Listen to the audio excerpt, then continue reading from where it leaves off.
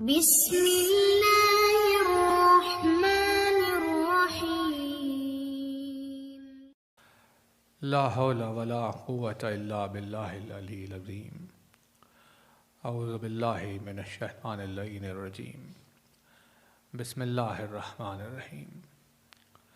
الحمد للہ الذی قصرت عن رؤیتہ ابصار الناظرین وعجزت عن نعتہ اوہام الواصفین۔ صلی علی محمد وآلہ الطاہرین ولعنۃ اللہ علی اعدائہم وقتلتہم اجمعین من الآن الی قیام یوم الدین۔ اما بعد فقد قال اللہ سبحانہ تبارک و تعالی فی کتابہ المبین وقولہ الحق۔ بسم اللہ الرحمن الرحیم۔ الحمد للہ رب العالمین۔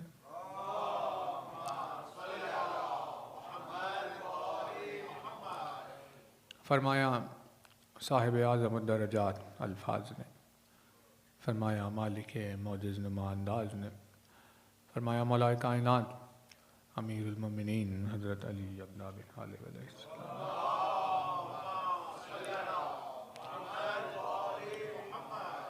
مولا کائنات کے جس مبارک اور مقدس فرمان سے خدمت میں آپ کی مجلس کے آغاز کا ارادہ کیا،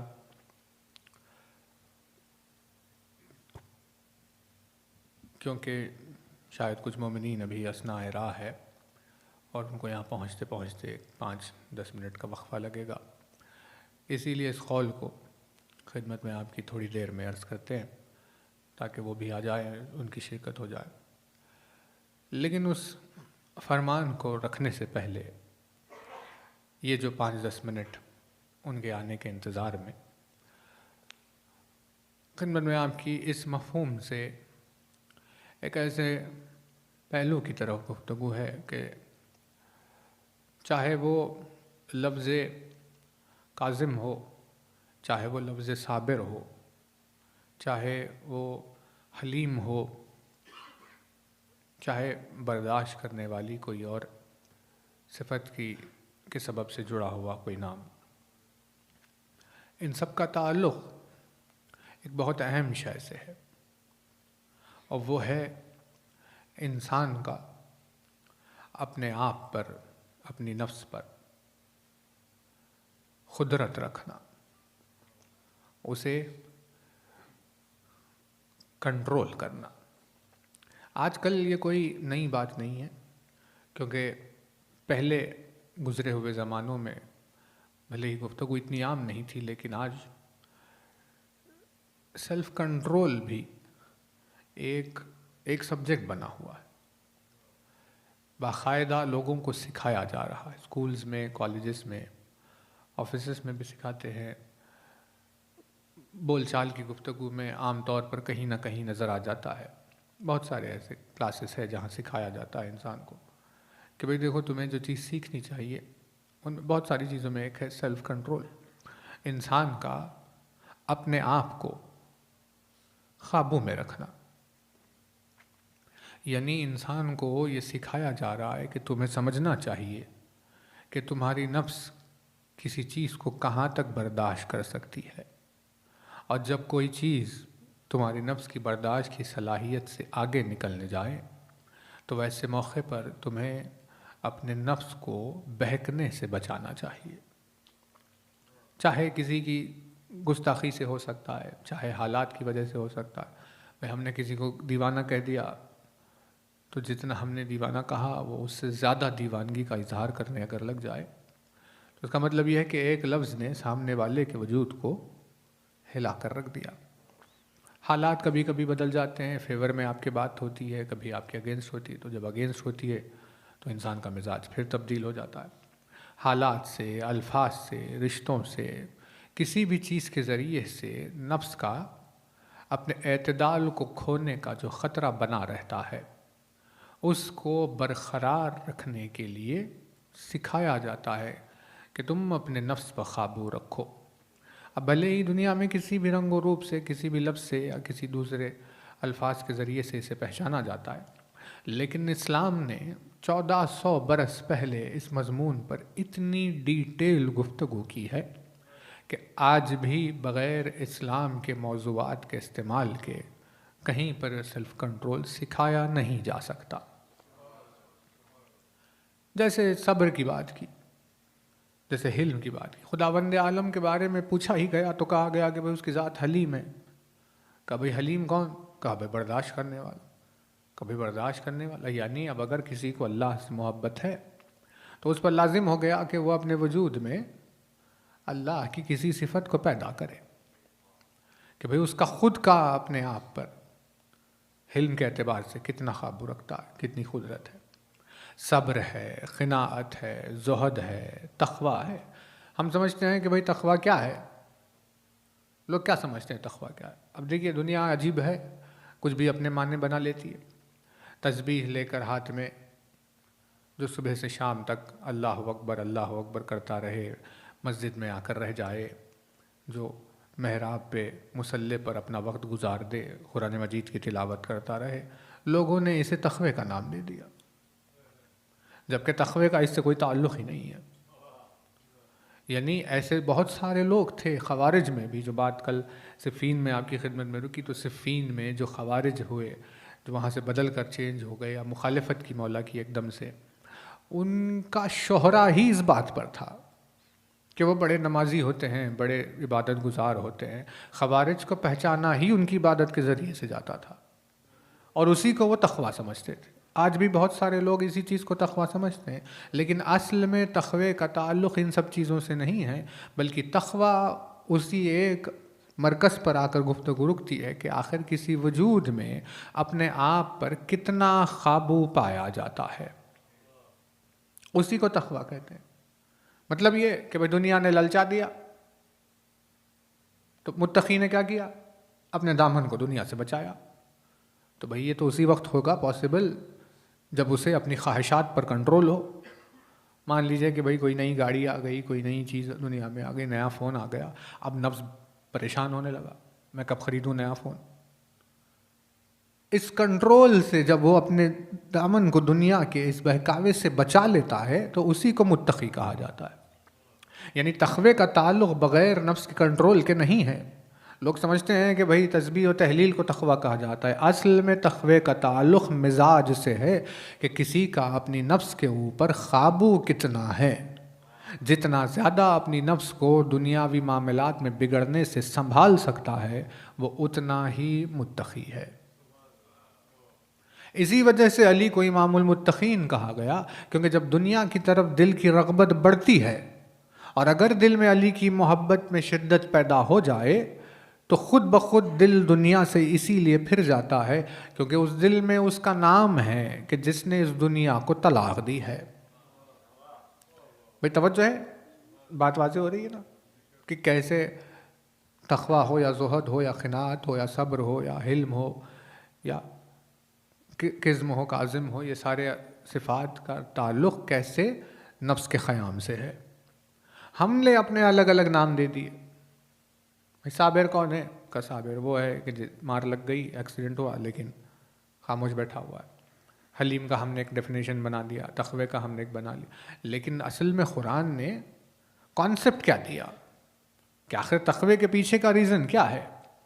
متقی یعنی اپیرنٹلی کہا جاتا ہے کہ بھائی جو دنیا سے دور رہتا ہے اسے متقی کہتے ہیں، لیکن دنیا سے دور رہنے کے لیے نفس پر قابو تو چاہیے۔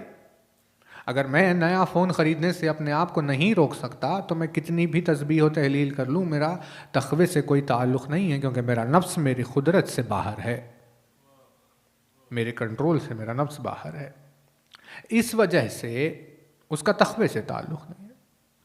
مصلی پر انسان اس وقت آئے گا، یعنی اس کا مصلی پر ہونا، ممبر پر محراب میں ہونا اس وقت سوٹ کرے گا جب اس کا دل دنیا کے مکر و فریب سے بے نیاز ہو چکا ہے، علیحدہ ہو چکا ہے۔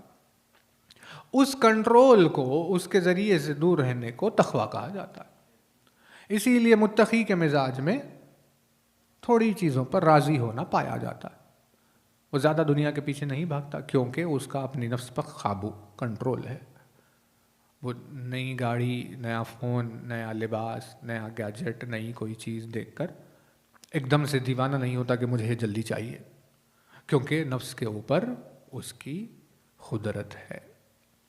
اسے آپ چاہے ایک رخ میں تقویٰ کہیں، کہیں پر اس کو قناعت کہا گیا، کہیں پر اس کو صبر کہا گیا، کہیں حلم کہا گیا، کہیں اسی مزاج کو کاظم کہا گیا۔ یعنی کاظم کو مخصوص غصے سے کیا گیا، لیکن بھئی غصے تک تو بات آئے گی، لیکن پہلے نفس پر کنٹرول تو توجہ ہے نا، اس مزاج کو، اس کنٹرول کو۔ یعنی اپنے بھائیوں کی خاطر عرض کر رہے ہیں کہ اسلام نے جو کانسیپٹ دیا اسے ہم بھلا چکے ہیں۔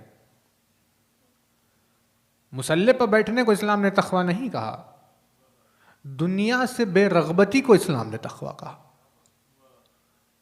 مسلح پر بیٹھنا اس کا ایک ایکسپریشن ہے، لیکن اگر کوئی گھر میں بھی بیٹھا ہوا ہے دنیا سے اپنا دامن بچا کر، تب بھی وہ متقی ہے۔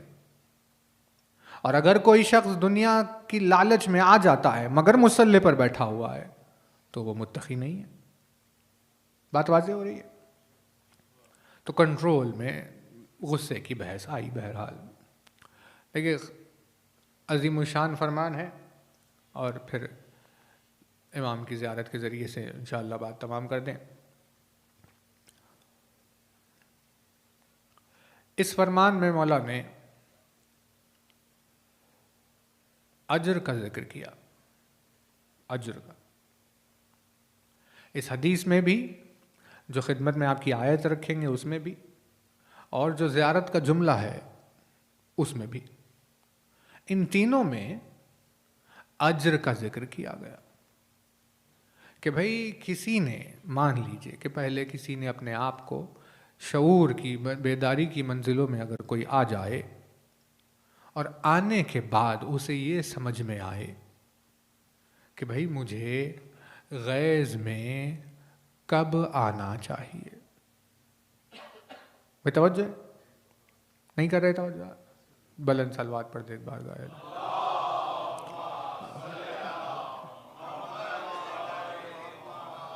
توجہ رہے، کیونکہ عنوان توحید مولا کائنات کے جو خطبات ہے، ان خطبات میں مولا نے پروردگار عالم کی ایک عظیم صفت کا ذکر ارشاد فرمایا۔ توجہ، عظیم صفت کا، وہ کیا ہے؟ اس کے صفات میں سے ایک صفت یہ ہے کہ اس کے فیصلے جذبوں کے تحت نہیں ہوتے۔ بہت توجہ رہے، مولا نے ارشاد فرمایا توحید کی شان یہ ہے کہ وہ فیصلہ جذبات کے تحت نہیں کرتا۔ اگر وہ جذبوں کے تحت فیصلے کر رہا ہوتا تو ہر لمحہ فیصلہ بدل جاتا۔ بھئی آپ کو کچھ چاہیے، آپ کو کچھ چاہیے، آپ کو کچھ چاہیے، آپ کو کچھ چاہیے، وہ نہ ملے تو آپ ناراض، وہ نہ ملے تو آپ ناراض، وہ نہ ملے تو آپ ناراض، وہ نہ ملے تو آپ ناراض۔ اب خداوند عالم نے کہا اچھا کہ بھئی آپ کی ناراضگی دور کرتے ہیں، کیا مسئلہ ہے؟ جذبے میں فیصلہ کر، کہ یہ مسئلہ ہے، ہمیں یہ چاہیے، کہ ٹھیک ہے، لیکن وہ جو انہیں چاہیے وہ انہیں نہیں چاہیے تھا، تو اس طرف آتے آتے کہا کہ بھئی تمہیں کیا لگا؟ ہمیں وہ نہیں چاہیے، کہ ٹھیک ہے وہ نہیں کرتے۔ اس طرح پوری دنیا میں جتنا پاپولیشن ہے اس اعتبار سے ہر انسان کی اپنی خواہش ہے، اور اگر وہ ان خواہشات کو نظر میں رکھ کر جذباتی ہو کر فیصلے کر دیتا تو ہر لمحہ ہزاروں مرتبہ اس کا فیصلہ بدل جاتا۔ اس وجہ سے مولا نے ارشاد فرمایا کہ وہ جذبے کے تحت فیصلے نہیں کرتا، اس کے فیصلے جذباتی نہیں ہوتے۔ بہت توجہ ہے، جذبات کو سمجھتا ہے مگر فیصلے جذباتی نہیں کرتا۔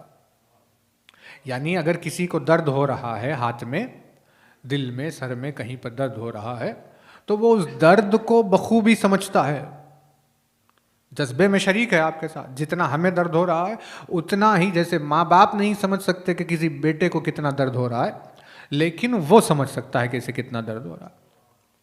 تو جذبے میں برابر ہے مگر فیصلہ جذباتی نہیں کرے گا۔ پھر بھی اس کا فیصلہ ہوگا کہ بھائی درد ہو رہا ہے، میں درد کو سمجھ رہا ہوں تمہارے، لیکن دوا کھاؤ، تمہیں شفا دوا سے ہی ملے گی، کیونکہ ہم نے ایک نظام بنایا۔ توجہ، اسی لیے مولانا ارشاد فرمایا وہ جذبات کے تحت فیصلے نہیں کرتا، وہ حکمت کے تحت فیصلے کرتا ہے۔ بات واضح ہو رہی ہے نا؟ کیونکہ بیلنس کو برقرار رکھنے کے لیے بہت توجہ رہے، اگر بات مس نہ ہو پھر کہیں سے کہیں چلے جائے گا مضمون۔ بیلنس کو برقرار رکھنے کے لیے انسان کا جذبے سے بلند ہو کر حکیم ہونا ضروری ہے۔ بھائی مان لیجئے زمین پہ گھاس ہے، توجہ ہے، اب گھاس ہے تو اس نے کیا کیا؟ اس نے ایک 50 بکریاں خلق کر دی۔ بھائی ان کا کام کیا ہے؟ یہ گھاس کھائیں گی، بات واضح ہو رہی۔ تو اب گھاس تو بکری کو اپنا دشمن ہی سمجھے گی کہ بھئی ہے کون جو ہمارے خانوادے پر بار بار آ کر حملہ کر دیتی ہے، ہم بڑھنے کی کوشش کرتے ہیں، ہمیں کھا لیتے ہیں۔ تو اب یہاں پر بتائیے کہ کیا گھاس کے جذبے کا اللہ کو کوئی خیال نہیں؟ یعنی بکری جب گھاس کھا رہی ہوگی اور گھاس فریاد کر رہی ہوگی پروردگار یہ مجھے کھا رہی ہے، بچا لے مجھے، تو کیا خداوند عالم کو اس جذبے کا کوئی خیال نہیں؟ بھائی توجہ ہے۔ لو پھر اگر جذبات کا خیال ہے اس کے تو اس نے بکری پیدا کیوں کی؟ کیونکہ گھاس بڑھتے بڑھتے بڑھتے آہستہ آہستہ آپ کے گھر میں داخل ہونے لگ گئی، اتنی بڑی ہو گئی کہ پریشانی ہو گئی، اس میں آ کر پھر خونخوار جانور چھپ گئے، کیا کیا ہو گیا، اور جو چیز ایک نعمت لگ رہی تھی تھوڑی دیر پہلے، کچھ دن پہلے، چھوٹی چھوٹی گھاس جو ایک بڑی اچھی خوبصورت اور نعمت لگ، وہ جنگل کی طرح ہونے لگ گئی اور آہستہ آہستہ وہ پریشانی کا سبب بن گئی۔ نہیں کر رہے توجہ؟ تو خداوند عالم نے 40 بکریاں چھوڑ دی، 50 بکریاں چھوڑ دی۔ اب وہ زمین کی تہ سے گھاس نہیں کھا سکتے کہ ساری اکھاڑ کر کھا لیں، لیکن اتنی کھا سکتے ہیں کہ چھوٹی چھوٹی برقرار رہے اور بڑی نہ ہونے پائے، تاکہ کسی کو تکلیف نہ ہو۔ یہ اس کے حکمت کے فیصلے کے نتیجے میں دنیا میں ایک بیلنس برقرار ہو گیا کہ بھئی بکری کا پیٹ بھی بھر جائے گا اور گھاس بھی زیادہ بڑی نہیں ہوگی۔ لیکن اس سے کیا ہوا؟ اس سے بکریوں کے لیے حالات بہت سازگار ہو گئے، اس وجہ سے بکریاں ہی بکریاں ہونے لگ گئی، کیونکہ بھئی ہر چیز کھانے پینے کے لیے اللہ ہاتھ سے سب کچھ سکون ہے۔ تو ایسے عالم میں کیا کرے؟ اب بکریاں اتنی ہو گئی کہ وہ پریشانی بن گئی۔ تو اب کیا ہوا؟ اس نے 2 شیر پیدا کر دیے۔ اب وہ 2 شیر آئے تو انہوں نے بکریوں کو کھانا شروع کیا، جس کی وجہ سے ایک ایکو سسٹم میں بیلنس برقرار رہا۔ بھائی توجہ، اسے اس سے مطلب نہیں ہے کہ گھاس کون کھا رہا ہے، بکری کو کون کھا رہا ہے، کیا یعنی ان کے ہونے، ان کی کثرت سے، قلت سے، یہ ساری چیزوں سے نہیں، بلکہ خداوند عالم فیصلے یوں کرتا ہے کہ دیکھو برقرار، بیلنس برقرار رہے، کسی چیز کی زیادتی نہیں، کسی چیز کی کمی نہیں، بلکہ ایسا کوئی نظام بناؤ جس کی وجہ سے توازن نہ ٹوٹنے پائے۔ بھائی توجہ، پوری زمین پر آپ اگر غور کریں، خیر انسان نے بگاڑ دیا، اللہ نے پہاڑ جہاں رکھنے تھے وہاں رکھے، دریا جہاں بنانی تھی وہاں بنائی، اس نے ریگستان کو ریگستان کی جگہ رکھا، جنگلوں کو جنگلوں کی جگہ رکھا۔ یعنی ریسرچ پر آپ تعجب پڑیں گے کہ ایمیزون میں جو رین فارسٹ ہے اس کا سیدھا تعلق افریقہ کی ڈیزرٹ سے ہے، سہارا ڈیزرٹ سے۔ یہ دونوں ایک دوسرے سے بیلنس کی طرح کام کرتے ہیں۔ ایسے اتفاق نہیں ہوگا کہ افریقہ میں ریگستان ہی ریگستان اور یہاں جنگل ہی جنگل اور وہاں پہاڑ ہی پہاڑ، وہاں برف ہی برف۔ یہ اللہ نے ایک بیلنس کے تحت رکھا تھا کہ یہاں اس کی اتنی ضرورت ہے، یہاں اس کی اتنی ضرورت۔ انسان نے بگاڑنا شروع کر دیا۔ لیکن اگر وہ غور کرے کہ زمین بنی کیسی تھی، ہمارے بگاڑنے سے پہلے کیسی تھی، تو اسے سمجھ میں آئے گا کہ بھائی ہر چھوٹی چیز کے پیچھے توازن کا ایک نیچر ہے، صرف چھوٹی سی ہماری زمین کے اوپر۔ لیکن اگر اس کی نظر آسمانوں پر پڑ جائے گی تو اسے سمجھ میں آئے گا کہ بھائی چاند کیوں ہیں، چاند اتنی دور کیوں ہیں، پھر وہاں پر سورج وہاں کیوں ہے، پھر دو پلانٹس ہم سے پہلے ادھر کیوں ہیں، پھر ہمارے بعد پلانٹس ادھر اتنے کیوں ہیں، 2 بڑے بڑے فوراً مارس کے بعد بڑے جوپیٹر اور سیٹرن جیسے بڑے، یہ سارے سائز میں اتنے زیادہ کیوں ہو گئے، یہ چھوٹے کیوں ہیں، بیچ میں وہ ایسٹرائڈ بیلٹ کیوں ہے، یہ سارا نظام کیوں ہے۔ جب دیکھے جائے گا تو سمجھ میں آئے گا کہ ساری کائنات کا ہر چھوٹا تنکا اسی لیے تاکہ برقرار رہے وہ توازن، جس میں سے کوئی ایک چیز بھی نہ رہے گی تو ڈسٹربنس کریٹ ہوگا۔ خداوند عالم نے اس توازن کی خاطر اس چیز کو رکھا کہ بھائی نفس یعنی کائنات اپنے نظام پر باقی رہے، اس پوری کائنات پر غور کرتے کرتے کرتے کرتے انسان کو کائنات اکبر کی طرف پلٹنا ہوگا کہ بھئی آسمان و زمین کا یہ نظام چھوٹی سی تبدیلی سے اتنا زیادہ ڈسٹرب ہو جاتا ہے، تو یہ جو کائنات اکبر ہے اس کے تواضع کے لیے بشر کو کیا چاہیے؟ تو وہ جو غیظ و غضب کے عالم میں آنے والے ڈسٹربنس سے اس کائنات اکبر کو بچا کر رکھتا ہے، اس مزاج کو کاظم کہتے ہیں۔ نہیں، توجہ نہیں کی؟ خطے کہ ہمیں شکایت نہیں ہے، اسے پھر سے اگر آپ بعد میں سنیں گے تو پھر بات واضح ہو جائے گی اور زیادہ، لیکن ایک لقب کاظم کو سمجھنے کے لیے اسے پوری کائنات کے نظام کے تواضع کو دیکھنا ہوگا۔ اگر مان لیجئے سورج تھوڑا سا اور گرم ہو جائے تو ختم ہو گئی زندگی ہماری۔ بھئی غصے میں آ گیا سورج، غیظ و غضب میں اس نے جلا دیا زیادہ، ایک دن تھوڑی سی دھوپ زیادہ کر دی، چمک گیا کچھ زیادہ، تو کیا ہوا؟ پوری زمین کی حیات ختم۔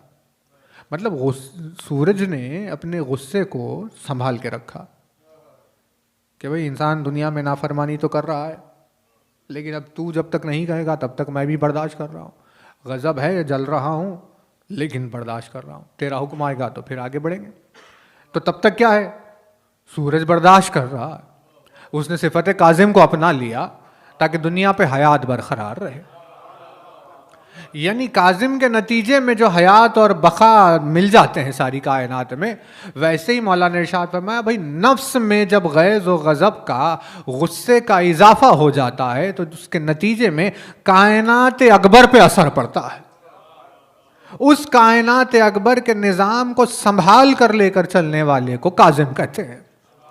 مطلب کاظم کا مزاج جتنا عظیم مزاج ہے کہ یہ 93 بلین لائٹ ایئرز کے سپین کے ابزرویبل یونیورس یا اس سے بھی بڑی کائنات کو علی نے کائنات اصغر کہا اور انسان کے وجود کو کائنات اکبر کہا۔ تو ساری کائنات کے اوپر جتنا بھی احسان ہو سکتا ہے تواضع کے اعتبار سے، اس سے بڑا احسان وجود کے اوپر کاظم کا ہوتا ہے۔ بھئی بات واضح ہو رہی؟ یعنی بھی کنٹرول کیا، سنبھالا۔ مولانا ارشاد فرمایا وہ جذبوں کے تحت فیصلے نہیں کرتا، حکمت کے فیصلے ہوتے ہیں، وہ حکمت کی نگاہ سے فیصلہ کرتا ہے۔ کیا چیز بہتر ہے یوں فیصلہ کرتا ہے۔ نہیں، توجہ نہیں کر رہے؟ گھاس کی فریاد پر وہ بکریوں کو نہیں مار دیتا، یا بکریوں کی فریاد پر وہ شیر کو نہیں مار دیتا، بلکہ وہ دیکھتا ہے کہ کیا چیز سسٹم کے لیے ایک بہتری کس میں ہے۔ اس کے فیصلے ایسی حکمت سے ہوتے ہیں، جذبوں کے تحت نہیں ہوتے۔ تو توحید کے مزاج پر یہ گفتگو کر کے علی نے اپنے خطبات کے ذریعے سے ہی یہ سکھا دیا کہ انسان کو اپنے جذبات سے بلند ہونا چاہیے، تبھی تو جا کر اسے دین کی حقیقت سمجھ میں آئے گی کہ بھئی دین آ کر اسے کیوں، کہاں، کیسے بلا رہا ہے۔ بھوک لگ رہی ہے، روزے کا حکم آ گیا، نیند آ رہی تھی، نماز کا حکم آ گیا، گھر میں رہنا تھا، حج کا حکم آ گیا، پیسے جمع کر رہے تھے، زکوٰۃ کا حکم آ گیا۔ یہ کیا ہے پروردگار؟ کہا بھائی اٹھو تھوڑا سا، اپنی خواہشات کے دائرے سے بھی تو اٹھو، تھوڑا اوپر اٹھو گے تو تمہیں سمجھ میں آئے گا کہ اس حکم کی علت کیا ہے۔ اگر تمہیں اپنی خواہشات پوری کرنے کا ہی تمہارا مزاج ہے، تم اپنے جذبات کے تحت اگر بہنے والے ہو، اگر تمہارے وجود پر جذبات کی حکومت چلتی ہے تو تمہیں اسلام سمجھ میں نہیں آئے گا۔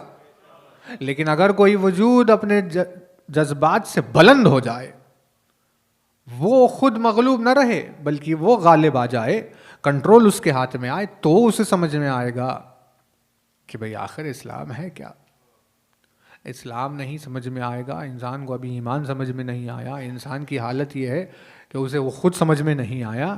ایسے انسان کی اوقات تو دیکھیے کہ وہ علی کو سمجھنے کے لیے نکل گیا۔ علی اس ذات مقدس کا نام ہے جو پروردگار عالم کے اس صفت کا مظہر ہے کہ جو جذبوں کے تحت نہیں، حکمت کے تحت فیصلے کرتا ہے۔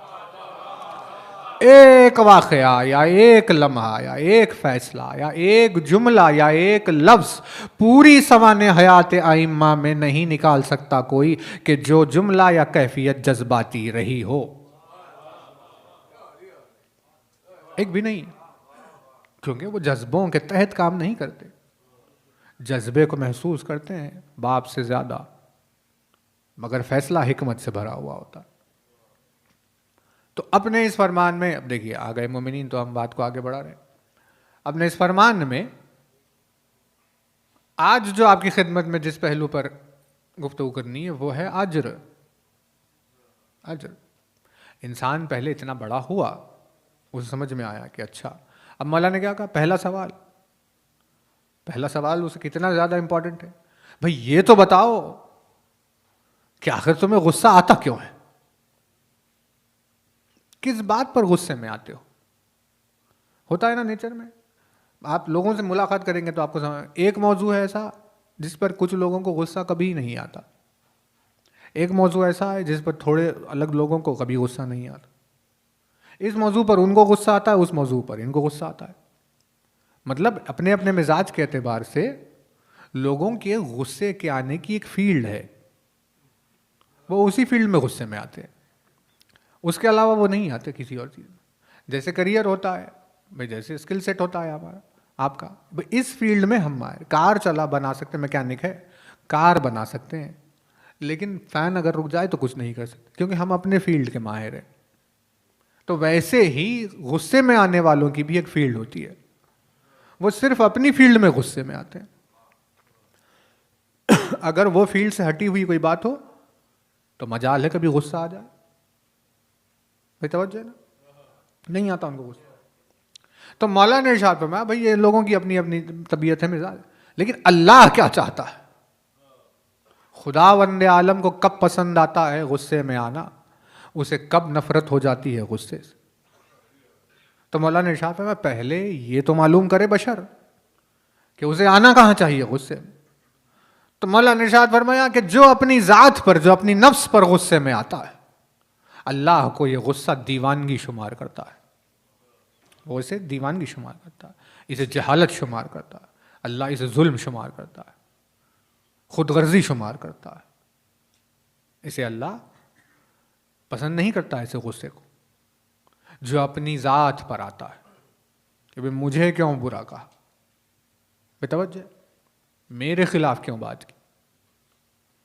تو ایسے جتنے بھی موضوعات ہیں خداوند عالم نے کہا یہ غصے کا محل ہی نہیں ہے، لیکن لوگوں نے اس کو اپنی فیلڈ بنائی ہے۔ کچھ لوگ ہیں ایسے جو اسی چیز میں فیلڈ میں پسند کب ہے اس کو، اس نے کہا کہ وہ غصے میں آنا ہمیں اس وقت محبوب ہے جب وہ حق کی خاطر غصے میں آ جائے۔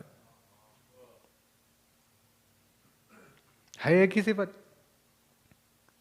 مگر کہیں حلال کہیں حرام، ہے نا، ایسی ہی ہوتی ہے عبادت، حلال حرام کا مسئلہ ہی یہی ہے، وہ ہمیشہ ہر حلال ہمیشہ حلال نہیں رہتا، ہر حرام ہمیشہ حرام نہیں رہتا۔ جو رسول نے حلال بتایا ہے وہ قیامت تک حلال ہے، جو رسول نے حرام بتایا وہ قیامت تک حرام ہے، لیکن اس حلال و حرام میں ویریشن بھی رسول نے بتائی ہے۔ مردہ کھانا حرام ہے، جان پر آ جائے تو حلال ہو گیا، بات واضح ہو رہی ہے۔ ویسے ہی غصہ بھی حرام بھی ہے حلال بھی ہے، اللہ کو پسند بھی نہیں ہے پسند بھی ہے۔ مولا نے اسے واضح کیا، کہا کب، کہا جب تمہیں تمہاری ذات پر غصہ آ جائے، اپنی دنیاوی ملکیت پر غصہ آ جائے، ایسے موقع پر اگر غضب میں آؤ تو یہ دیوانگی ہے۔ لیکن اگر کوئی راہ حق میں غضب میں آئے تو اسے شرف کہا، شرف، کہ بھئی وہ شرافت، توجہ نہیں کر رہے توجہ، مطلب اب کیا ہو گیا، اب مشکل یہ ہو گئی کہ غصے میں آنے سے پہلے انسان کو اپنا اسٹیٹس اتنا بڑھانا پڑے گا کہ اسے پہلے سمجھ میں آئے کہ اس کا غصہ حق پر ہے یا حق پر نہیں ہے۔ اب دنیا کا عالم تو یہ ہے کہ لوگوں کو جب حق ہی سمجھ میں نہیں آیا تو آپ بتائیے پھر غصے کا محل کیسے سمجھ میں آئے گا۔ اسی لیے حق کو جب باطل کی آمیزش دی جاتی ہے، وہ گرے ایریا پیدا کیا جاتا ہے کہ بھئی حق و باطل کو ملا کر یوں پیش کر دو کہ اسے یہی سمجھ میں نہ آئے کہ حق کیا ہے، تو پھر وہ غصے والا چیپٹر تو کہیں اور ہی چلا گیا۔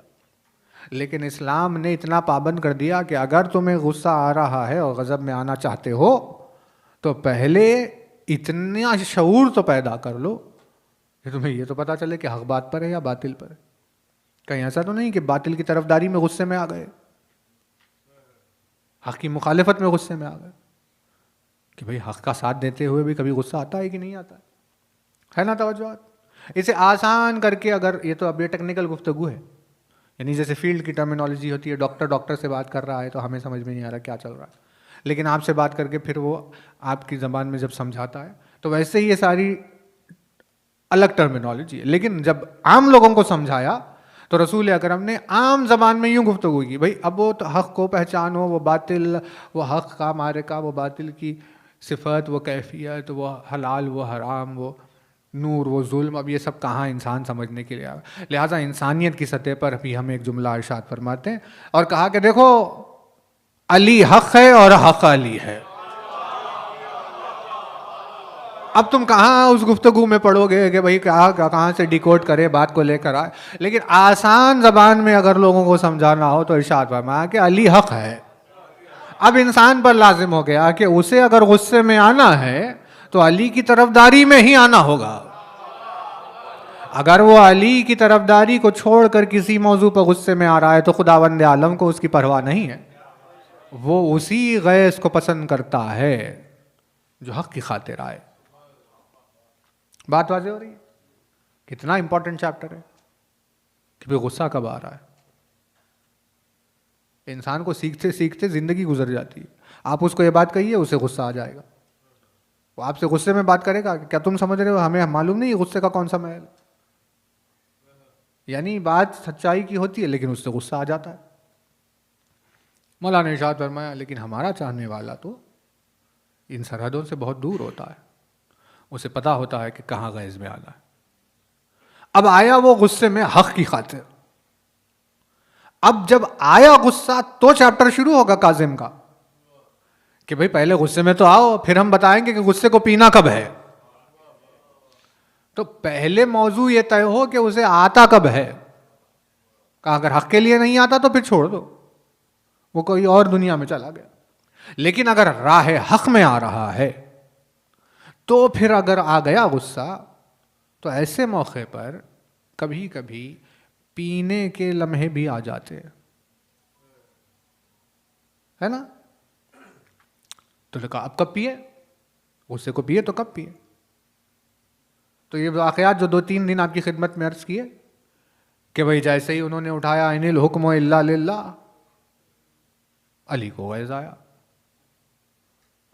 دشمن سامنے آ کے گستاخی کرنے لگا رسول سے، علی کو غیظ آیا. عمر ابن عبد کا تو مشہور واقعہ، رسول اکرم نے پوچھا کون جائے گا خلاف، علی کو غیظ آ گیا.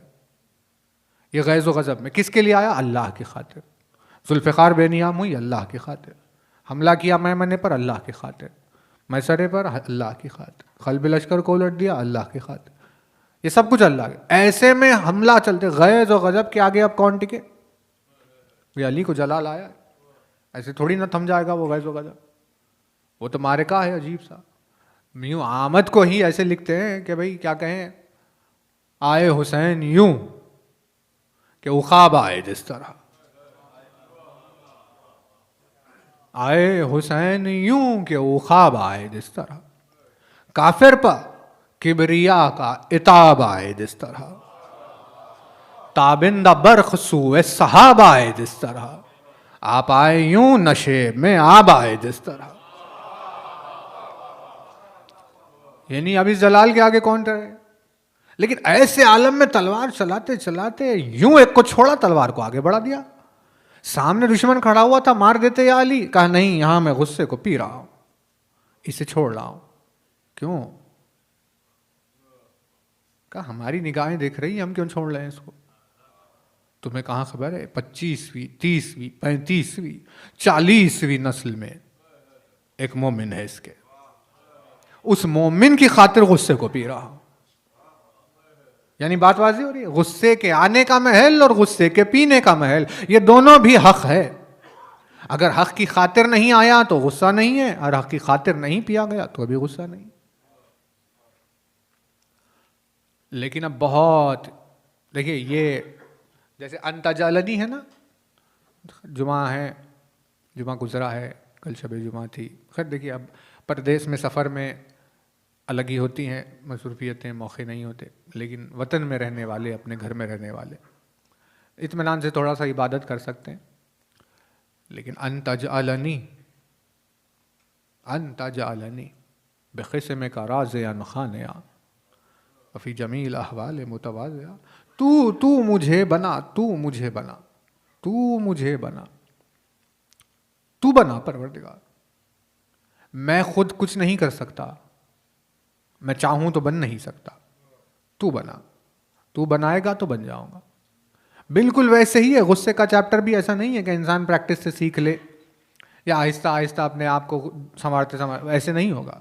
خداوند عالم کی توفیق کا شامل ہونا ضروری ہے، اللہ کی توجہ کا ہونا ضروری ہے۔ جب اس کی توفیق سے یہ پہلا مرحلہ طے ہو کہ اسے یہ سمجھ میں آ گیا کہ ہاں بھائی غصہ مجھے حق پر آتا ہے، پھر حق کی خاطر میں غصے کو پیتا ہوں، تو مولا نے ارشاد فرمایا کہ ہاں پھر اگر اس منزل پر پہنچے ہو تو ہم تمہیں بتاتے ہیں کہ اس کا اجر کیا ہے۔ توجہ، فرمان کیا بے مثل و بے نظیر حدیث فرماتے ہیں، قدرت اور اختیار رکھنے کے باوجود، سزا دینے کی قدرت کے باوجود، اگر کوئی شخص اپنے غیظ و غضب کو پی لے تو اسے اس دن امان نصیب ہوتی ہے جس دن اللہ کے غضب کا سامنا کرنا ہوتا ہے۔ بھئی اجر دیکھیے، تھا اختیار کہ کسی کو مار سکتے ہیں، بچے کو ہی سمجھ لیجئے، چھوٹا بچہ ہے، بیٹا ہے آپ کی اولاد ہے، اور تو اولاد کو تو مار ہی سکتے ہیں۔ کوئی بھی دوست ہے چھوٹا، اس کو مار دیا، کسی بچے کو، یا بہرحال طاقت ہے بہت زیادہ تو کسی کو سزا دے سکتے ہیں، بڑی پوزیشن پہ، پوسٹ پہ، پھانسی پر چڑھا سکتے ہیں، کچھ بھی کر سکتے ہیں۔ لیکن کیا ہوا؟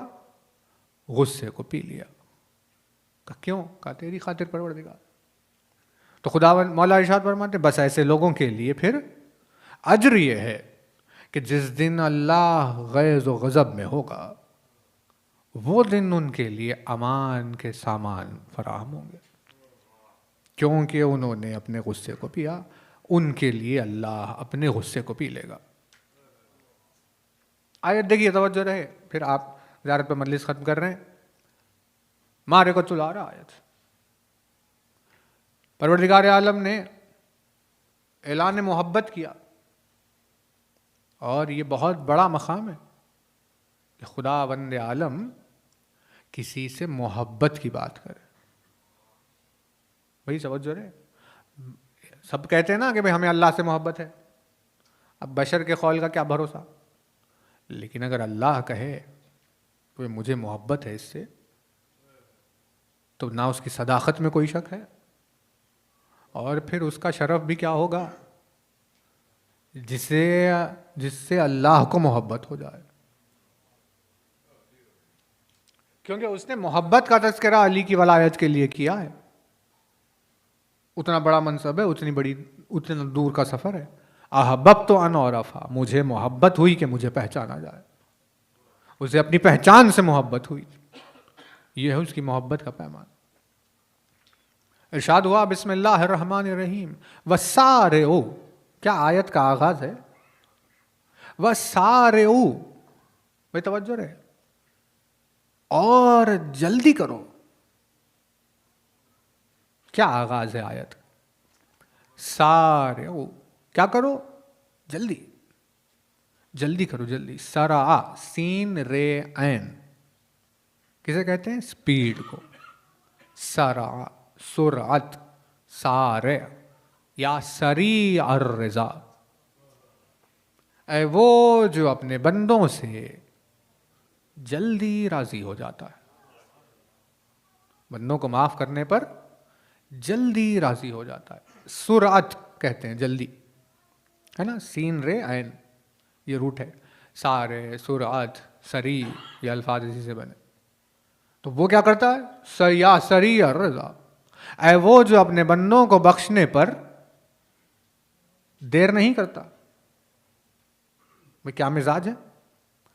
پروردگار معاف کر دے، ختم، معاف ہو گئے۔ یہ نہیں کہ نہیں دیکھتے ہیں، پرسوں تک سوچیں گے، 3-4 دن ہمیں لگیں گے، تم نے کیا کیسے تھا فلاں، یہ سب بحث نہیں۔ گناہوں کے انبار لے کر آئے، انبار لے کر آئے گناہوں کے، بے توجہ نا. حاذہی عظمت نفسی اخلتها بخال مشیتک وحاذہی آباء ذنوبی درأتها بعفوک ورحمتک. حاذہی اہوائی المذلۃ عقلتها الی جناب لطفک ورأفتک. پروردگارا یہ میرا تھیلا ہے، بوری ہے میری، یہ انبار ہے میرے گناہوں کا، اسے تیری رحمت کے بارگاہ میں لا کر رکھ رہا ہوں. ایسے بے شمار گناہوں کو لے کر کھڑا ہوا ہے، ہچکچا رہا ہے معافی مانگنے کے لیے، لیکن دل میں ندامت جو پیدا ہو گئی اس نے معاف کر دیا. ایسا جلدی معاف کرنے والا، زبان سے معافی کے لفظ کو نکلنے تک نہیں دیتا، ندامت کے قلب میں ندامت کے پیدا ہوتے ہی معاف کر دے. یا سری الرضا، توجہ، اسے کہتے ہیں سری، سرعت. یہ لفظ ہے جو اس آیت میں استعمال کیا گیا. وَسَارِعُوا، جلدی کرو، جلدی، دیر مت کرو. بزرگ کہتے ہیں، جو بیٹھے ہیں تصدیق کریں گے اس بات کی، کہ کہا جاتا ہے کہ بھائی دیکھو نیکی میں جلدی کیا کرو، کیونکہ نیک کام کے ذہن میں آتے ہی اگر اسے انجام دو گے تو ہو جائے گی. اگر اسے 5 منٹ کوئی دے گا کہ ٹھیک ہے تو گئی ہاتھ سے، ہے نا.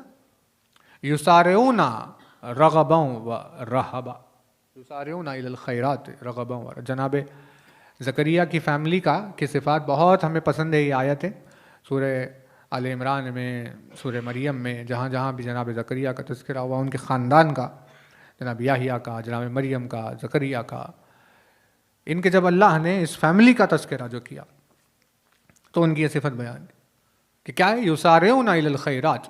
یہ لوگ وہ تھے جو نیکی میں جلدی کرتے تھے، دیر نہیں کرتے تھے. یدعوننا رغبا و رہبا، ہمیں آواز دیتے تھے، امید سے، ہم لگاؤ سے، رغبت کے ساتھ ہمیں پکارا کرتے تھے. کانوا لنا عابدین، وہ ہماری عبادت کیا کرتے تھے. عجیب و غریب ان کی تعریفیں کی اللہ نے اس گھرانے کی، جناب عمران کی گھرانے کی، جو جناب مریم کے جو والد ہے وہ. تو کیا کہا، ان کی صفت کیا ہے، یسارعون الی الخیرات، وہ تیزی سے نیکی کی طرف جاتے. دیکھتے نہیں، گھر میں دروازے پر کھڑے ہوئے نہیں رہتے تھے 10 روپے لے کر کے کوئی فقیر آئے تو اسے دے. 10 روپے یا جو بھی اماؤنٹ ہے وہ گھر سے لے کے نکلے، دروازے پر سے دیکھا کوئی نظر آیا فقیر تو دے دیا، اگر نہیں آیا تو خود نکلتے تھے، ڈھونڈ ڈھونڈ کر جا کر کسی کو دے کر آتے تھے، فٹافٹ تیزی سے نیکی کرتے تھے. تو اللہ نے ان کے اس مزاج کی تعریف کی بہت. وہی لفظ ہے یہ یسارعون فی الخیرات میں، یا سری الرضا میں، یا سرعت میں جو لفظ ہے یہ وہی ہے. وسارعوا، جلدی کرو، دیر مت کرو، جلدی کرو. کس چیز میں پروردگار؟ وسارعوا الی مغفرۃ من ربکم، اپنے رب کی، تم اپنے رب کی مغفرت کی طرف جلدی کرو، دیر مت کرو کہ بھئی اس کی مغفرت ادھر ہے، تم ادھر منہ پھیرے ہوئے ہو کہ کل چلے جاؤ. قرآن نے کہا وسارعوا الی مغفرۃ من ربکم، جلدی سے جاؤ، اپنے رب کی مغفرت کی طرف تیزی سے کام پیش آؤ، سرعت سے کام لو، جلدی جاؤ. اچھی بات ہے. اور کہاں جائیں جلدی؟ کہ وسارعوا الی مغفرۃ من ربکم وجنۃ عرضها السماوات والارض، اور اس جنت کی طرف جلدی سے بھاگو، اللہ کی رضا کی طرف اور اللہ کی مغفرت کی طرف اور جنت کی طرف جلدی سے بھاگو، جس جنت کا ڈایامیٹر عرضها السماوات والارض، جنت کی وسعت اتنی ہے جتنی یہ زمین اور آسمانوں کی وسعت ہے. مطلب یہ ہے کہ اگر آبزرویبل یونیورس کو بھی نظر میں رکھا جائے تو کم از کم جنت جو ہے وہ 93 بلین لائٹ ایئرس کی ہے. 7 آسمان اور زمین مل کر جتنا ایریا ہے اتنی تو جنت ہے. عرضها السماوات والارض، ارض عین سے ارض اور الف سے ارض الگ الگ ہے. الف سے ارض زمین کو کہتے ہیں، عین سے ارض ڈایامیٹر کو کہتے ہیں، ہے نا توجہ. وَسَارِعُوا إِلَىٰ مَغْفِرَةٍ مِّن رَبِّكُمْ وَجَنَّةٍ عَرْضُهَا السَّمَاوَاتُ وَالْأَرْضُ أُعِدَّتْ لِلْمُتَّقِينَ. اس جنت کو ہم نے بنایا ہی صاحبان تقویٰ کے لیے ہے، اس جنت کو تیار ہی متقیوں کے لیے کیا گیا، یہ متقین کے رہنے کا مقام ہے۔ بھئی جیسے دنیا میں انسان کہیں رہتا ہے ویسے ہی ایک مقام اللہ نے بنایا ہے صاحبان تقویٰ کے لیے، متقین وہاں جائیں گے، امام المتقین کی محبت انہیں والے جائے گی اور اسی کے بیٹے اس جنت کے سردار رہیں گے، ایسے ماحول میں وہ جائیں گے۔ کہ کون ہے پروردگار؟ یہ متقین ہے کون؟ کہ یہ الذین ينفقون فی السراء والضراء والکاظمین الغیظ والعافین عن الناس واللہ یحب المحسنین۔ کہ یہ کون ہے؟ کہ یہ وہ لوگ ہیں الذین ينفقون فی السراء والضراء، یہ وہ ہے جو اپنے مال میں سے، اپنی دولت میں سے راہ خدا میں خرچ کرتے رہتے ہیں، کچھ علانیہ بھی خرچ کر دیتے ہیں، کچھ چھپا کر خرچ کرتے ہیں۔ جو چھپا کر خرچ کرتے ہیں وہی ان کی اصلیت ہوتی ہے، علانیہ جو خرچ کرتے ہیں اس کے پیچھے علت ہوتی ہے کسی اور کی ہمت افزائی کا ریزن بن جائے، ریاکاری کے لیے نہیں۔ بے توجہ نا، ينفقون فی السراء والضراء، اور کیا کرتے ہیں؟ یہ کون ہیں جو جائیں گے وہاں پر؟ والکاظمین الغیظ، اور یہ لوگ وہ ہیں جو اپنے غیظ و غضب کو پی جاتے ہیں، غصے کو پیتے ہیں۔ والعافین عن الناس، لوگوں کی غلطیوں کو درگزر کرتے رہتے ہیں۔ ان کے صفات بیان کیے جو قرآن مجید نے کہ بھئی یہ کون ہوتے ہیں؟ کہ یہ وہ لوگ ہیں کہ جو راہ خدا میں خرچ کرتے رہتے ہیں اور اپنے غصے غیظ و غضب کو پیتے جاتے ہیں، اور عافین عن الناس، لوگوں کی غلطیوں کو درگزر کرتے ہیں، انہیں معاف کر دیتے ہیں، اور واللہ یحب المحسنین، یہ صفات جمع کرنے کی وجہ سے وہ محسن ہو جاتے ہیں، اور ایسے محسنین سے اللہ محبت کرتا ہے۔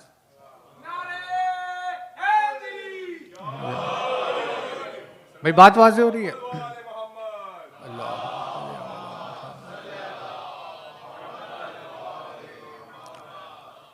واللہ، اور یہ جو سینٹنس فریمنگ ہے یہ بہت مارکے کی ہے۔ دیکھیے وہ خیر چیپٹر ٹاپک چینج ہو جائے گا ادھر سے ادھر، لیکن اگر کبھی بلاغت قرآن کے عنوان سے کبھی آپ کی خدمت میں آئے تو ایسی ہی چند آیتیں کبھی لے کر آ جائیں گے جس میں انسان کو سمجھ میں نہیں آتا کہ بھئی یہ معجزہ ہوا کیسے، لفظوں کو ادھر سے ادھر کر کے ایسے کیسے پرو دیا، جبکہ صفت کو پہلے گنایا جا رہا تھا۔ کون سی صفت کو؟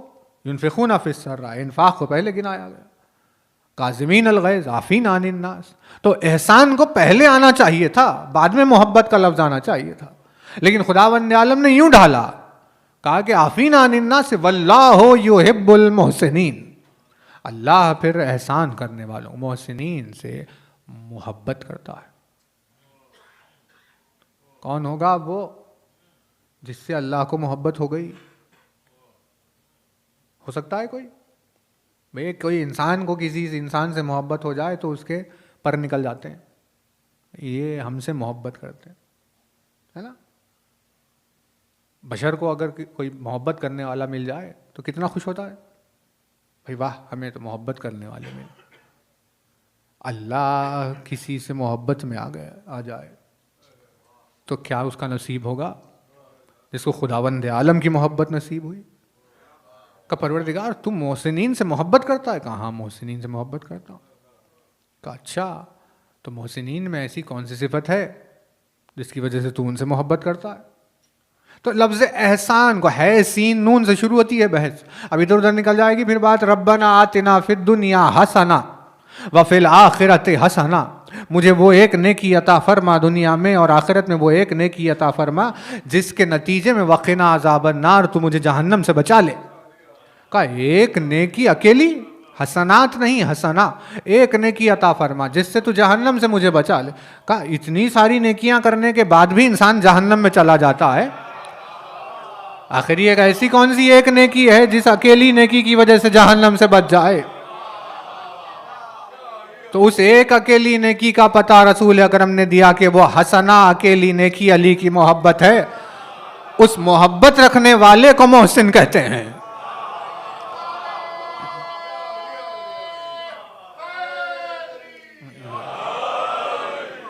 اس محبت رکھنے والے کو محسن کہتے ہیں، اور وہ علی کی محبت کی وجہ سے غصہ آتا بھی ہے اسے، اور علی کی محبت کی خاطر ہی غصہ پیتا ہے، اور کیونکہ اس کے دل میں علی کی محبت کی وجہ سے وہ محسن ہو جاتا ہے، اللہ نے کہا مجھے اس سے محبت ہو گئی ہے۔ الفت پروردگار عالم کو حاصل کرنے کی شرط الفت علی ہے۔ اللہ انہی سے محبت کرتا ہے جنہیں علی سے محبت ہے، ورنہ بشر ہے محبت کے قابل؟ تھو تھو تھو تھو، کیا مخلوق ہے۔ جانوروں کو شرمندگی ہو رہی ہے انسانوں کو دیکھ کر کہ یہ کون ہے پروردگار، لیکن اللہ کی محبت کے پیمانے پر آ جائے، کون سی چیز ہے جو اسے اتنا بلند کر دیتی ہے؟ کہا جب اس کے دل میں علی کی محبت آتی ہے تو پھر وہ بشری معیار پر، اس کے پیمانے پر نہیں رہ جاتا، بلکہ اب وہ ملکوت جیسا ہو جاتا ہے، فرشتوں سے افضل ہو جاتا ہے۔ فرشتے اس کے اوپر فخر کرتے ہیں، خواہشات اظہار کرتے ہیں کہ کاش کہ بھئی ہمارے پاس ویسے مدارج ہوتے جیسے اس کے پاس۔ وہ معجزہ علی کی محبت کا معجزہ ہے، انہی کی محبت کا اعلان اللہ نے کیا، واللہ یحب المحسنین، کیونکہ وہ علی کی محبت میں اپنے غیظ کو پی لیتے ہیں۔ آتا بھی انہیں غصہ علی کے نام پر ہی ہے، وہ غصے کو پیتے بھی علی کے نام پر ہے۔ جب گستاخی دیکھتے ہیں کوئی علی کے نام سے تو غصے میں آ جاتے ہیں، لیکن جب اگر انہیں سمجھ میں آئے کہ بھائی میرے غصے سے نام علی کو کسی رخ سے ٹھیس پہنچ سکتی ہے تو پی لیتے ہیں، جس کا اگزامپل کل دیا تھا آپ کی خدمت کہ بھائی مجلس پڑھنے کے، ہم ہی اپنی مثال، ہم ضد پہ آ گئے کہ میں پڑھوں گا مجلس، تو آپ نے کہا کہ بھائی اب دیکھو آپ کو پڑھنے آتا نہیں کچھ، لہٰذا کسی ایسے کو پڑھنے دو جسے آتا ہو پڑھنے۔ یہ ممبر پر ریاکاریاں عجیب و غریب جو چل رہی یہ چھوڑو، کوئی مخلص کو آنے دو۔ آپ کو آیا غصہ مجلس کے نام پر، یوں چڑھ، اس نے بات بڑھتے بڑھتے ضد پر اڑ گیا، اس نے کیا کہا؟ نہیں دو کر لیں گے، تم ایک مجلس سے بلواؤ، وہ ایک مجلس، تو جیسے ہی دو کی بات آئی تو غصے کو پی لیا، پھر کہا ٹھیک ہے مجلس دو نہ ہونے پائے، اب بھلے ہی تمہاری ضد کو تم اسے نہ، یہ دنیا بھر میں یہی ہو گیا۔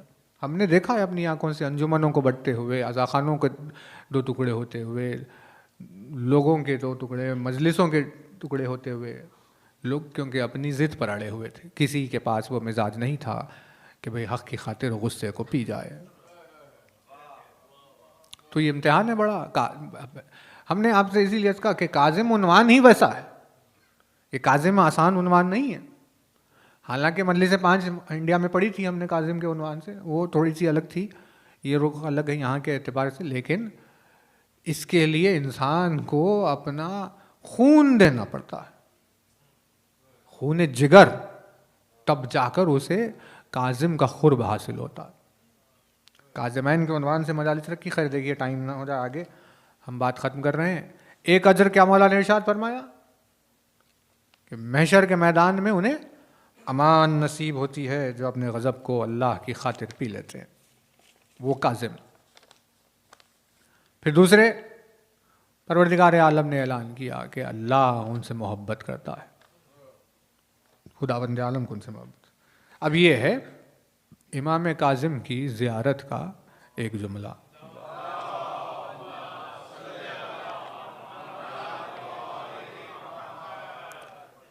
تو مفادی میں بھی آپ جب دیکھیں گے تو زیارت کا جو تسلسل ہوتا ہے تو پہلے اذن دخول پڑھا جائے گا، پھر زیارت کا ایک حصہ پڑھا جائے گا، پھر بیچ میں کہیں زیارات میں نماز آتی ہے، پھر نماز کے بعد پھر زیارت کنٹینیو ہوتی ہے، پھر اس طرح ایسے ہوتا ہے، پھر زیارت میں صلوات وغیرہ آتا ہے۔ تو یہ امام کاظم کی زیارت کا صلوات ہے، یہ کہ زیارت کے بعد ہمیں امام کی خدمت میں یوں صلوات پڑھنی ہے۔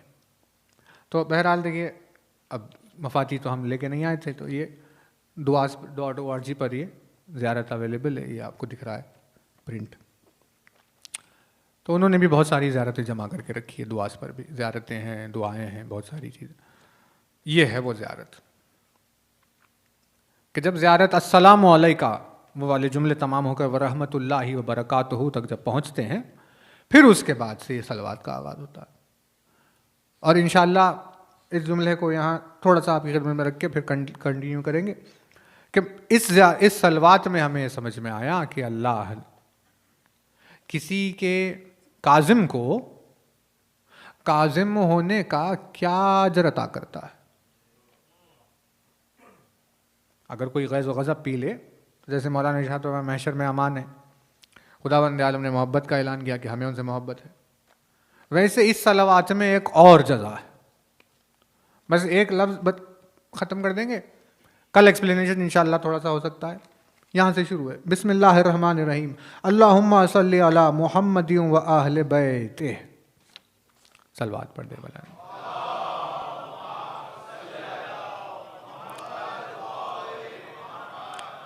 وصلی علی موسیٰ بن جعفر. صلوات پڑھ دے. اللہم صلی علی محمد کہ کیا دعا ہے؟ پروردگارہ صلوات و سلام ہو رسول پر، ان کے اہل بیت پر، اور امام کا نام ہے کہ ساتویں امام پر بھی ہماری طرف سے، تیری طرف سے صلوات و بارگاہ میں صلوات. کون ہے وہ؟ اب تعارف شروع ہوا کہ کس پر صلوات کی گزارش کی گئی. کہا وہ امام کون ہے؟ کہا وسیع الابرار. وہ ابرار کا وسیع ہے، اس کی خاصیت یہ ہے کہ وہ ابرار کا وسیع.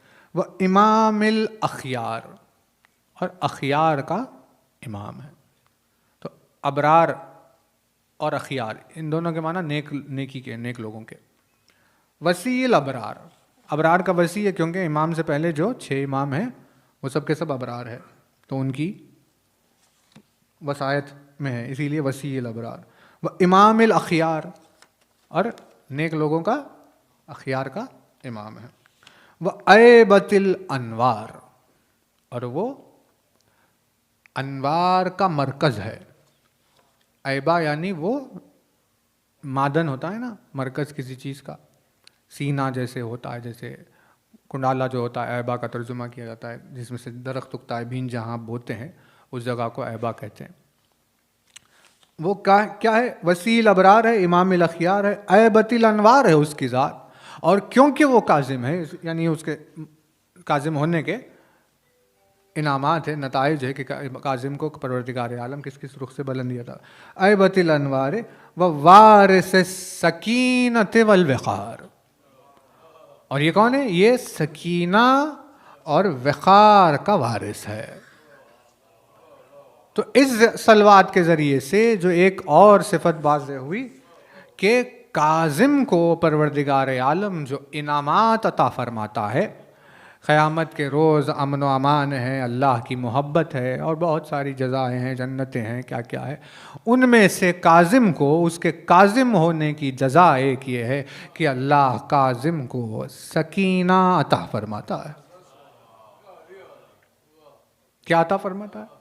بھائی دیکھیے، اب یہ بہت واسٹ ہو جائے گا. یعنی ہم نے آپ کی خدمت میں لاسٹ ایئر ایام اعظام انہی دنوں میں اعلان کیا تھا کہ انڈیا جائیں گے تو اس عنوان پر مجلسیں پڑھیں گے، اور انڈیا میں جو لوگ تھے ان سے کہا تھا کہ بھائی قرضہ بھی لے کر اگر آنا پڑے تو وہ اس مجلس میں قرضہ لے کر آئے.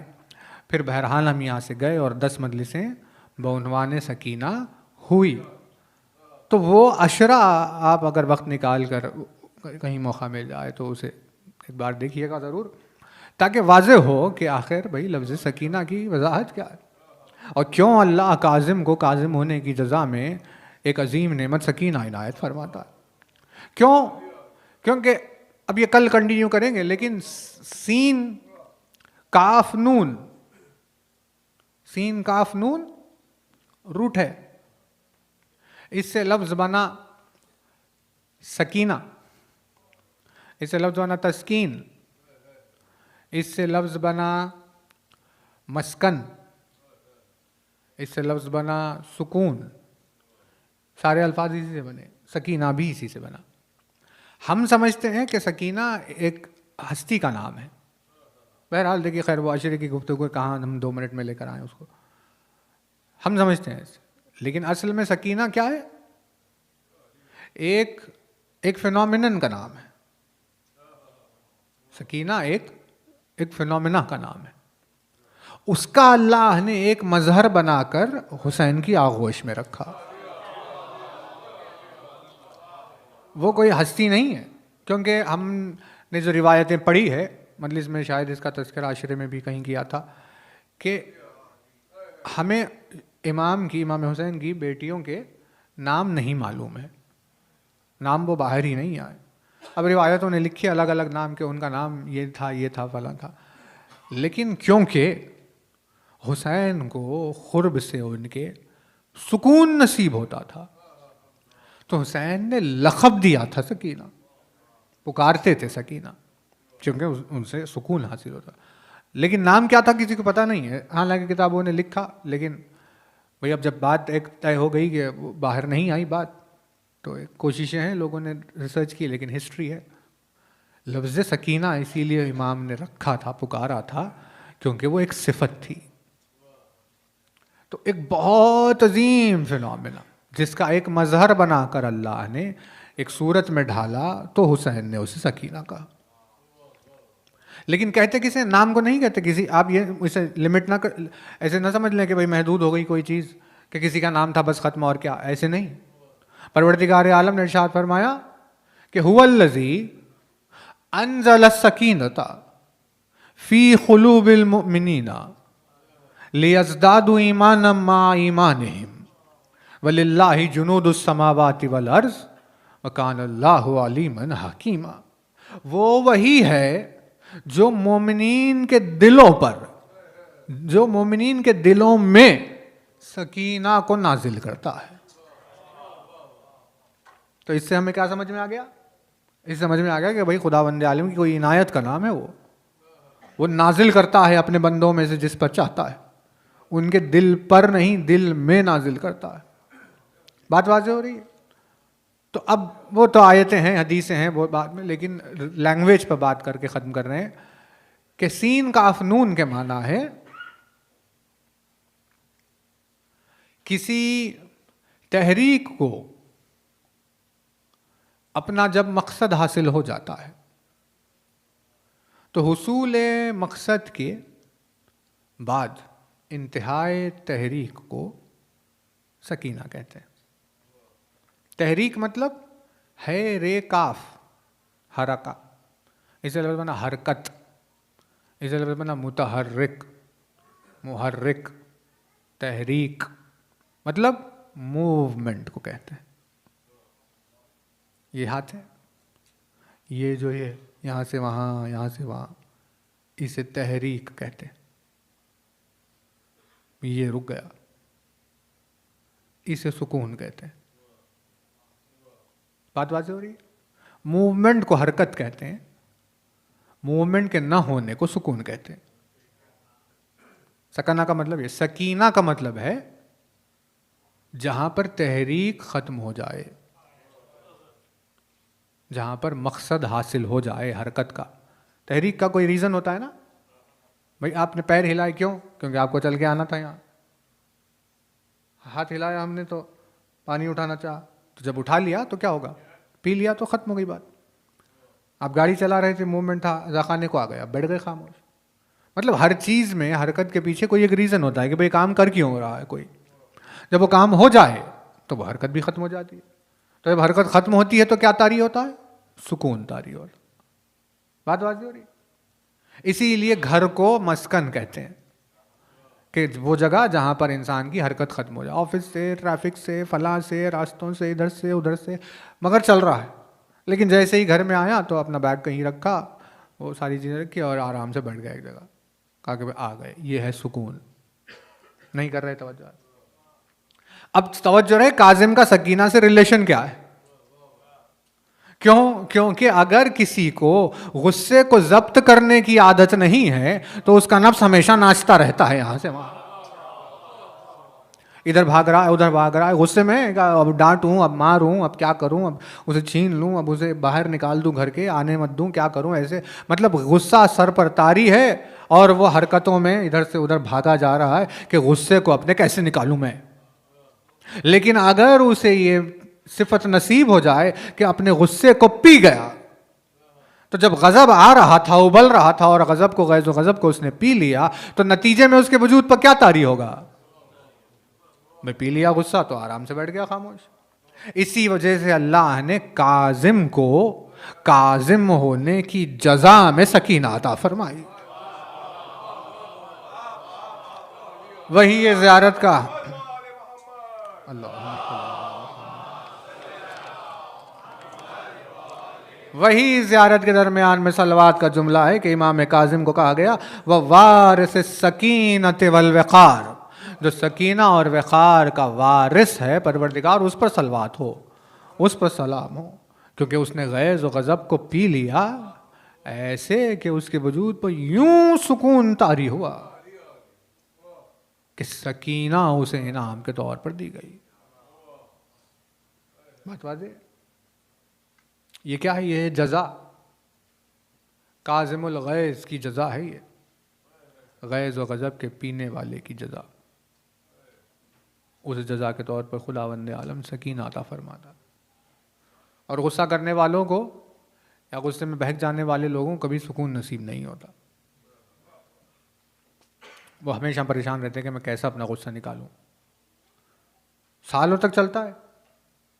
بھئی ہمیں تو یقین بھی نہیں ہوتا تھا پہلے، لیکن بعد میں ہم نے دیکھا کہ ہاں چلتا ہے واقعی۔ بغض کہتے ہیں نا اس کو، 50 سال ہو گئے مگر غصہ ویسے کا ویسا، اب ملا موقع اچھا 50 سال کا، اب نکالتے ہیں۔ یہ دیکھیے، یہ ہے انسان، یہ ہے بشریت، حیوانیت ہے یہ، حیوانیت۔ علی کے نام پر تو 1400 سال سے چل رہا ہے،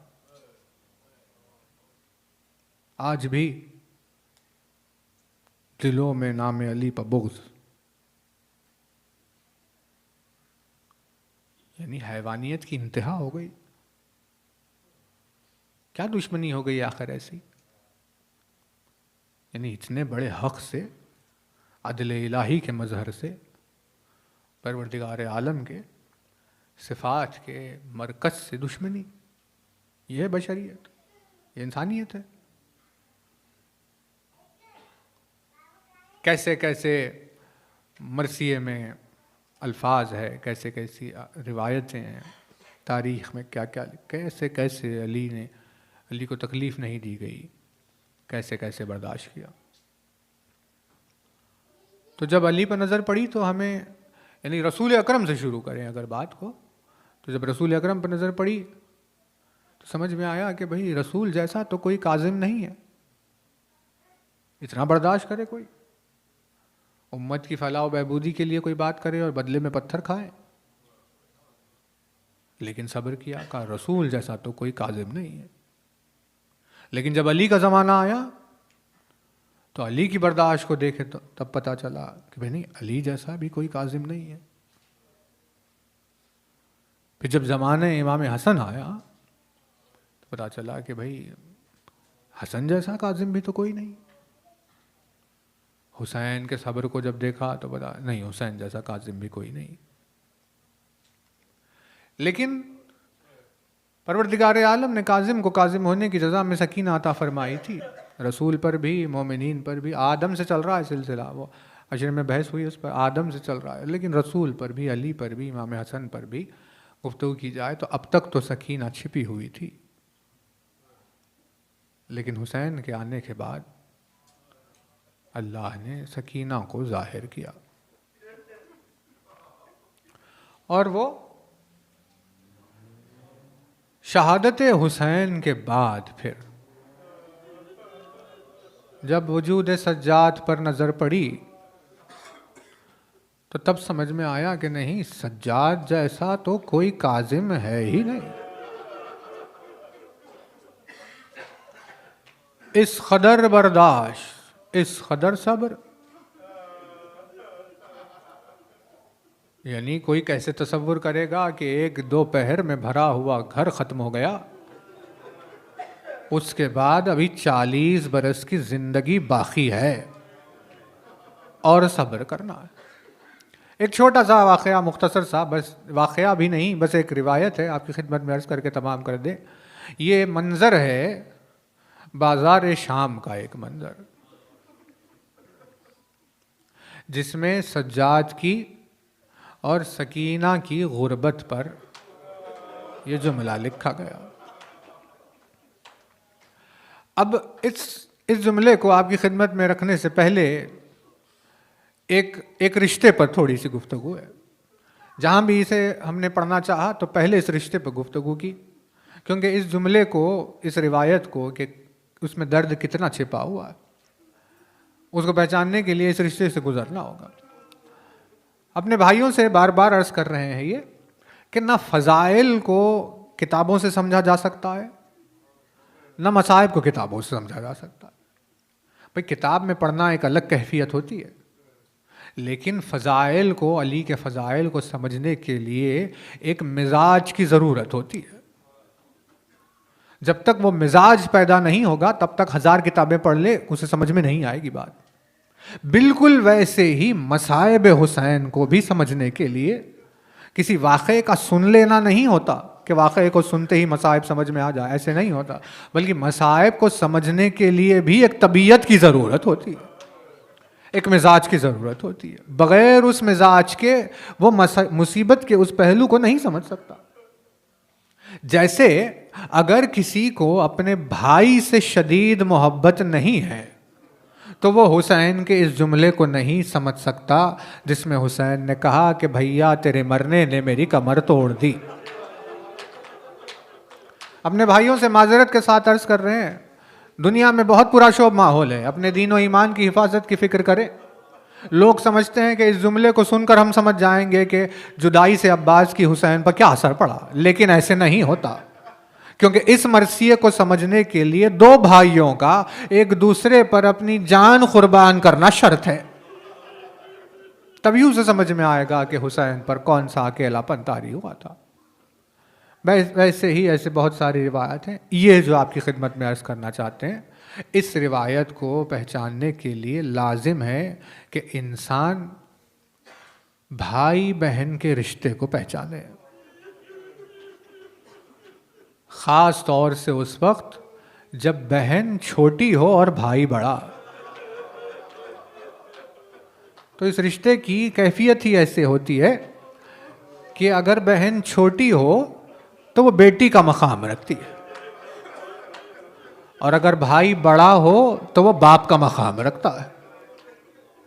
بہن اگر بڑی ہو تو ماں کا مقام رکھتی ہے، اور چھوٹی ہو تو بیٹی کا مقام رکھتی ہے۔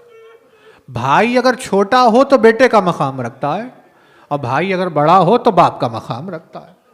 اس رشتے میں اگر بھائی بڑا اور چھوٹی بہن ہو تو چھوٹی بہن اپنے بڑے بھائی کے پاس بھائی سمجھ کر نہیں، اسے اپنا باپ سمجھ کر آتی ہے۔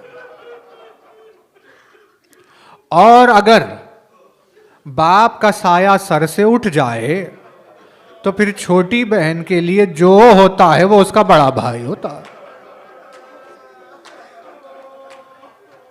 عاشور کے روز سکینہ پر یتیمی طاری ہو گئی۔ اب حسین کے بعد سکینہ کا سہارا جو ہے وہ سجاد ہے۔ یہ دونوں بھائی بہن پر غربت کا عالم یہ تھا کہ انہیں بازار شام سے گزرنا تھا، اور بازار شام کے قریب جیسے ہی پہنچے تو سکینہ کا دل دہلنے لگا، کیونکہ سکینہ کو مجمع کی عادت نہیں تھی۔ سکینہ نے زندگی میں اپنے ہجوم کو نہیں دیکھا تھا، لوگوں کی کثرت کو ایک ساتھ کبھی نہیں دیکھا تھا۔ تو جب بازار شام میں ایک ساتھ بہت سارے لوگوں کو سکینہ نے دیکھا تو سکینہ کا دل دہلنے لگا۔ ایسے عالم میں جب 3 برس کی چھوٹی بہن اس کا دل تڑپنے لگے تو اس کا سہارا سوائے بڑے بھائی کے اور کوئی نہیں ہو سکتا۔ لیکن ان بھائی بہن کی غربت کی داستان ہی کچھ الگ تھی۔ بہن وہ تھی جس کے گلے میں رسن ڈلی ہوئی تھی، بھائی وہ تھا جس کے گلے میں توق پہنایا گیا تھا۔ ایسے عالم میں جب بازار شام سے گزر رہے تھے تو سکینہ کا جب دل دہلنے لگا تو اپنی پناہ کی خاطر سکینہ سجاد کے قریب آنے لگی۔ تو جب کوئی چھوٹی بہن پریشان ہو کر اپنے بڑے بھائی کی طرف متوجہ ہو تو بڑا بھائی اپنے دونوں ہاتھوں کو پھیلا کر اپنی بہن کو اپنے قریب لے لیتا ہے، لیکن سجاد کی غربت کا عالم یہ تھا کہ ہاتھ زنجیروں میں گرفتار تھے، گلے میں خاردار توق اور سراپا سلاسل میں گرفتار۔ اب زنجیروں سے ہاتھ پھیلائے نہیں جا رہے تھے، بس تھوڑا سا اپنے ہاتھوں کو حرکت دے کر سکینہ کو اپنے قریب بلا لیا، اپنے ہاتھوں کو پھیلا کر اتنی ہی امان میں لے کر سجاد نے کہا کہ سکینہ صبر کر لینا، یہ غریب بھائی سے بڑھ کر اب اور کچھ کر نہیں سکتا، ہمیں اسی صورتحال میں بازار شام سے گزرنا ہوگا۔ بہن بھائی کی غربت پر رو رہی تھی، بھائی بہن کی مصیبت پر رو رہا تھا۔ عجب بازار شام کے مناظر تھے، سکینہ کے گلے سے خون بہہ رہا تھا، سجاد کی آنکھوں سے خون بہہ رہا تھا۔